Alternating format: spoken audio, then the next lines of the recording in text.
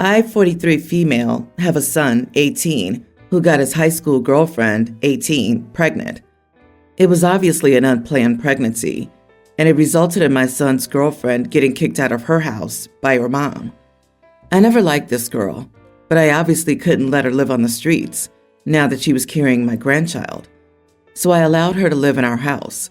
Now both she and my son have quit college for the near future, and my son's now working a full-time job so he can provide for them in the future.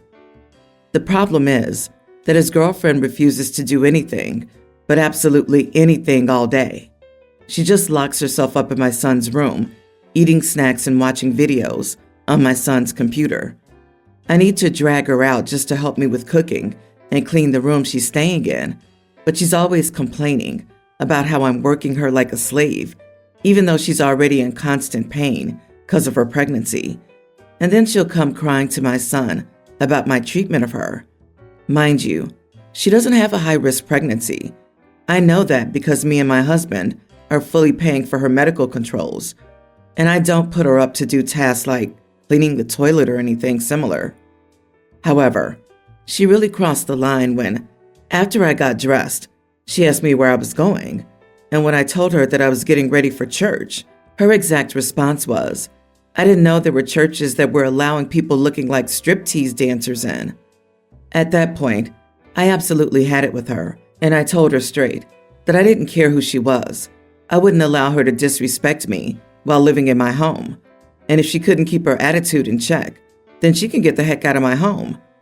She pretty much started crying at that point and immediately called my son, who later on also gave me attitude for treating his girlfriend like garbage when I didn't know what she was going through. I roll. My husband also thinks that while she was definitely out of line with that, she was probably only acting out because of pregnancy hormones, and that I could have handled the situation better without straight up threatening to leave her homeless. Am I the idiot for telling my son's pregnant girlfriend she can get out of my house? Edit. She's been living with us for 3 months already, and since then, she's been catching even more of an attitude towards me.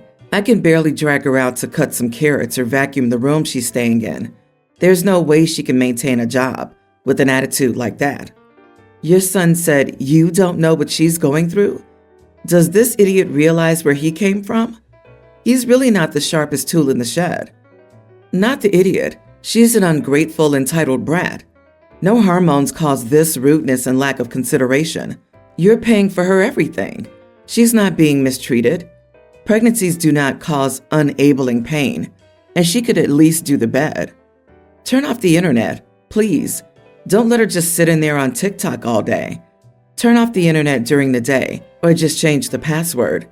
You need to start putting your foot down, or you're going to be stuck in this for the next decade.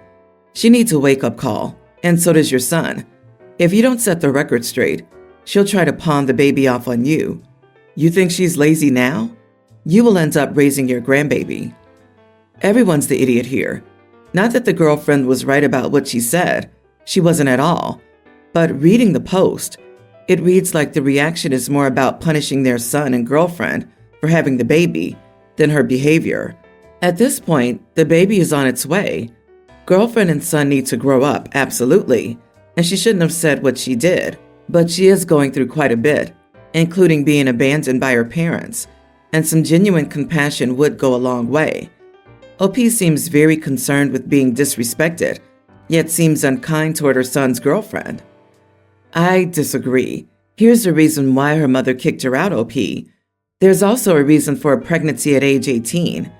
Mom was probably going to make her get a job. And hey, we can't have that. So she fixed that problem of working by getting pregnant. Once she has this baby, and it's time for her to get a job, guess what'll happen? There'll be a second, whoops, surprise pregnancy. Your son's girlfriend does not want to do anything, and she'll go to extremes to live her lazy lifestyle. Plus, when the baby gets here, guess who'll do most of the childcare? Good luck. I, 30 male, have a toddler boy. We like to go to the park or playground before I go to work. We went this morning, and there were a few other families there, and probably about 6 kids in total.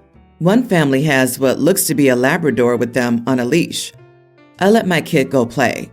He's running around, playing on the equipment, and playing in the sand. The mom with the dog is walking around the playground with the dog on the sand, following one of her kids. She's right in the middle of where the kids are playing. She's letting her dog near kids that aren't hers, including mine. So I ask her to keep her dog away from the other kids and tell her I don't want her dog around my son. She says he's friendly and wouldn't hurt a fly. I say maybe, but that's not a risk that I will take with my son. I've taught my son to stay away from dogs. I ask her again to keep the dog off the sand. And I also tell her she shouldn't have her dog at the playground in the first place. She gets super defensive with me, calls me an idiot, and says there's no sign saying no dogs. This is true, but this is a place for kids. I cut our visit to the playground short, and we head home, but I'm angry. Am I the idiot for having this expectation? Yup, you are the idiot. That the dog was on leash. I'll just leave that there and let it set in for the other readers. Also, with there being no signs that prohibit dogs in the park, who died and made you Ranger Rick? All you had to do was leave. But my son, what about her kids? Yours are no more special than hers. Dude, it's a public park. I've taught my son to stay away from dogs, and he didn't listen. If that's a rule your family has, no problem. But you can't yell at other people for a rule only your family has. You can't dictate to someone else what to do with their dog in a public park, especially when it doesn't forbid dogs on a leash. If this riles you up more than you can handle, then go to a no-dogs park. Hard disagree. How exactly does a leash prevent the dog from attacking the kid if the dog's just around? Just because the dog is on a leash doesn't mean it should be allowed everywhere. While yes, it's a public park in which dogs should be allowed, that shouldn't include the play areas for kids, like the sandbox. It's weird how some people are justifying the dog being allowed in the sandbox. It's like letting a dog onto a basketball court where people are trying to play and asking, "Where's the sign?" Of course, technically there might be no sign, but there's also just not being an idiot of a human. You are not the idiot, and these other commenters sound so out of touch. A dog, leashed or not, should not be on the park's literal playground section, and she shouldn't have been walking them up to random kids. Neither toddler nor dog behavior can be perfectly predicted. Dogs shouldn't be around children unsupervised. This was at a public playground, an area designated for children.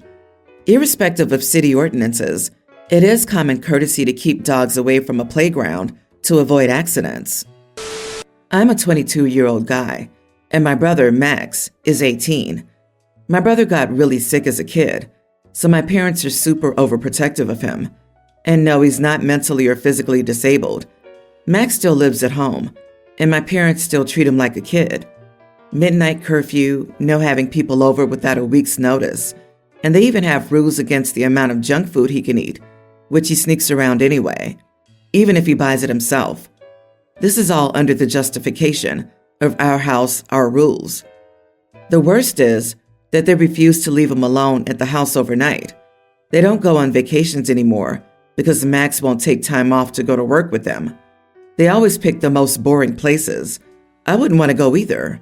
And they refuse to leave him home alone for a few days, even though he's a grown man. Anyway, recently, my parents cracked up and booked a week-long trip to Dubuque, Iowa. See what I mean about boring places? They tried to guilt Max into going with them, but he had important stuff going on at his job, so he said no. Then they asked me to stay at the house while they were gone, and after talking to Max about it, I agreed to appease them. However, Max and I secretly decided that I'd stop over once a day to check on him, but that I'd mostly leave him alone, because for goodness sake, he's an adult who can look after himself. We also planned for me to stay over the last night to make it look like I'd been there the whole time. Anyway, my parents came home a day early and threw a fit when they found Max home alone, eating ice cream, which they've banned him from having. They called me to scream at me for leaving him home alone and letting him break their rules. And I shouted back that he's an adult and they're smothering helicopter parents. Now Max is grounded.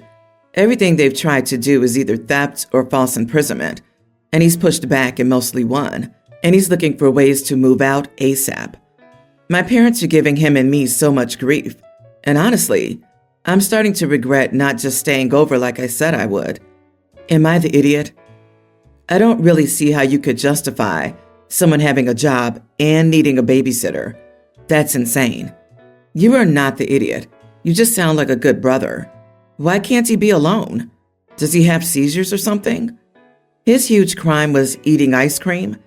Is he lactose intolerant? Do not appease them ever again. Also, your brother should GTFO if he has money saved up and a job. No, my parents just think sugar's the devil or something. My brother doesn't have any kind of medical conditions that would make it dangerous for him to be alone. He does get migraines, but he has meds for that. My parents think he'll do drugs or burn the house down or something if they're not around to supervise. It's ridiculous. They were never like that with me. He can vote, get drafted, make a baby, drive, work full-time. He has no physical or medical disabilities. Boy, he's going to move out and never contact them again. Mom and Dad have to address cutting the cord. And honestly, a vacation to Iowa? Your parents need some serious help for that alone. I don't know why you'd go along with such a ridiculous crap show in the first place. It's just enabling your parents' bizarre and unhealthy behavior. It seems like it's time to either A, sit down with them and try to show them how they're infantilizing your brother and dragging you into it, and B, go little or no contact. Not your circus, not your monkeys. A friend, 27 female, and I, 27 female, went to happy hour on Thursday at a brewery for drinks. We got a table, and as we walked up, there was a baby at the next table. He was eating some mac and cheese and just yelling, "Wah, wah, wah, wah, wah," over and over during the minute we were near the baby. He seemed happy, but I don't like babies yelling and crying or really making noise. It really bothers me. I asked my friend if she wanted to move tables, and I told her I didn't want to be near a yelling baby. She says no. She thought the baby was cute and funny. She said happy babies making noise like that is the best. I told her I'd really like to move. I expressed that babies shouldn't even be here. I know if this baby kept yelling, I wasn't going to enjoy myself. She says I don't know why it bothers me so much. She told me not to be an idiot. It's just a happy baby. I started gathering my things and told her I was leaving. I thought she was inconsiderate of my feelings, so I just left. Am I the idiot? I might be one because I left my friend alone and tried controlling where we sat in the brewery. Not the idiot. You were seated near something that bothered you. You wanted to move to where the auditory environment would be more pleasing to you. You didn't try to have the kid and their designated caregiver removed or make rude comments to them. You wanted to remove yourself from the immediate vicinity. It was a small enough request to make of your friend. I don't blame you for leaving. I wouldn't want to be near a screaming baby either. You have choices, and you made one.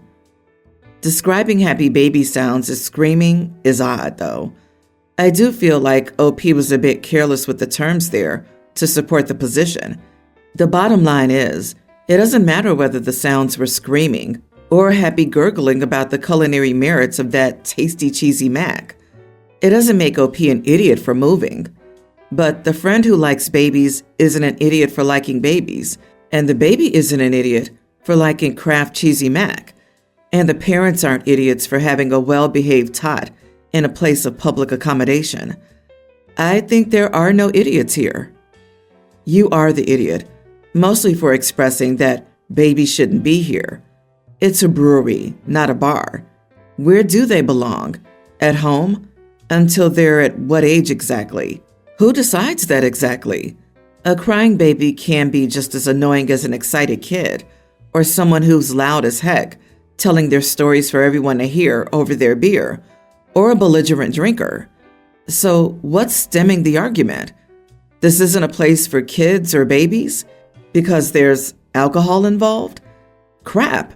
Tell every restaurant ever to stop allowing kids and babies then, I guess. It's beyond me how people are so entitled, sensitive, and fragile that they can't survive and drink a beer if a baby's in the room. They sound like, well, big babies. OP, I think getting up and leaving was a little childish, especially since you were probably just butthurt that she doesn't share the same dislike for children that you do. My friend Anna and I were talking about her dating life. Anna is a gorgeous woman, and she could have her pick of men. She broke up with her boyfriend because she was out of his league, and he knew it. He would act in insecure ways. Anna said she didn't want to settle for someone less than the best.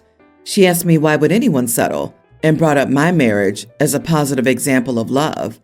I told her that my husband had settled for me, and he wasn't attracted to me, and we still had a happy marriage. Being settled isn't the worst thing in the world. My husband Alan and I are happily married high school sweethearts. He was heavily bullied in middle and high school. When I moved into his hometown in sophomore year, I stood up for him. We were friends by the end of senior year, and he asked me to prom. 10 years later, we're happily married. However, I know that my husband doesn't find me attractive. I'm naturally taller and more muscular than the average woman. It's a huge insecurity of mine. A year after we married, my husband confessed while intoxicated that he didn't find me attractive. He prefers petite women with delicate facial features, but he was grateful for what I did and felt obliged to thank me, which is why he asked me out to prom, why we dated throughout college, why he proposed. He still loved me very much, but wasn't attracted to me. The next morning, he was hungover and had forgotten his confession. He doesn't drink much because he doesn't have a filter and tells the unvarnished truth. I felt crushed, but our marriage was very good otherwise. I never told him what he said that night. He was a great husband. I don't think most men are attracted to the way I look anyway. I explained this all to Anna, and she was grateful for the advice. That night, Alan started crying. He was crying silently, but I woke up. I hugged him and asked what was wrong, and he admitted he overheard our conversation. I didn't expect him to overhear, since I was in the basement, but he heard his name and decided to listen in. I apologized for hurting his feelings, but it just made him sob harder. I don't know what I did wrong, if I did anything wrong. Am I the idiot? He was grateful for what I did and felt obliged to thank me, which is why he asked me out to prom, why we dated, why he proposed. Oof! You know, I could stand the idea of being in love with someone who didn't find me attractive. I completely understand that. But the way it's said, it sounds like a debt he's paying off. I was expecting the other shoe to drop and for him to say, but then I fell in love. But oof, I wish y'all the best. It sounds like he thinks you think you settled for a guy who doesn't find you attractive, like he broke both your hearts. Not the idiot, but you need to talk to your husband about this. Either he's really struggling with guilt about his confession, or he's really triggered by unhappiness in the relationship. And either way, you two need to talk about it. Also, phew, you're a saint for dealing with that confession so gracefully. OP, you didn't do anything wrong. You've handled this much more kindly and gracefully than is reasonable to expect from anyone. What he's going through right now is 100% about his feelings and nothing to do with anything you've done wrong. But honestly, you deserve better than this. It's your call if you accept it, which you clearly have until now, but you're a beautiful soul, and someone out there would find you incredibly attractive. There are 8 billion of us. You're someone's cup of tea. Maybe it doesn't matter that much to you, but it isn't impossible, and you do deserve to feel desired and attractive.